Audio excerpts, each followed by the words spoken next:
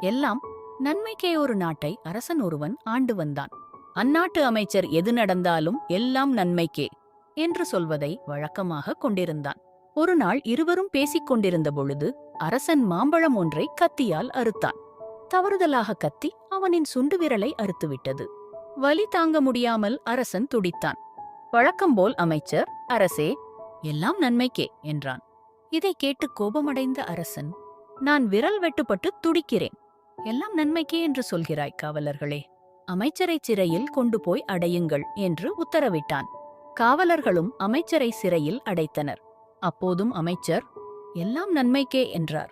நாட்கள் பல கடந்தன.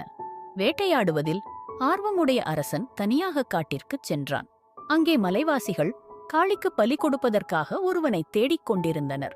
அவர்களிடம் அரசன் சிக்கிக் கொண்டான். அங்கு வந்த கோவில் பூசாரி அரசனை முழுமையாகச் சோதித்தான். பின்பு காளிக்கு எந்த குறையும் இல்லாதவனை மட்டுமே பலியிட முடியும், இவனோ சுண்டு விரல் பாதியாக உள்ளான், இவனை விட்டு விடுவோம் என்றான். அரசன் அரண்மனைக்கு வந்ததும் உடனடியாக அமைச்சரை விடுவிக்க உத்தரவிட்டான். நடந்ததையெல்லாம் அமைச்சரிடம் சொன்ன அரசன், சுண்டு விரல் வெட்டுப்பட்டதால் உயிர் பிழைத்தேன், அன்று எல்லாம் நன்மைக்கே என்று நீர் சொல்லியதன் உண்மையை அறிந்தேன் என்றான். அரசே, என்னை நீங்கள் சிறையில் அடைத்ததும் நன்மைக்கே. எப்பொழுதும் உங்களை பிரியாமல் இருக்கும் நான் என்னை சிறையில் அடைக்காமல் இருந்திருந்தால் உங்களுடன் காட்டிற்கு வந்திருப்பேன். அந்த மலைவாசிகள் எந்த குறையும் இல்லாத என்னை அவர்கள் பலியிட்டு இருப்பார்கள். நீங்கள் என்னை சிறையில் அடைத்ததால் நான் உயிர் பிழைத்தேன் என்றார் அமைச்சர்.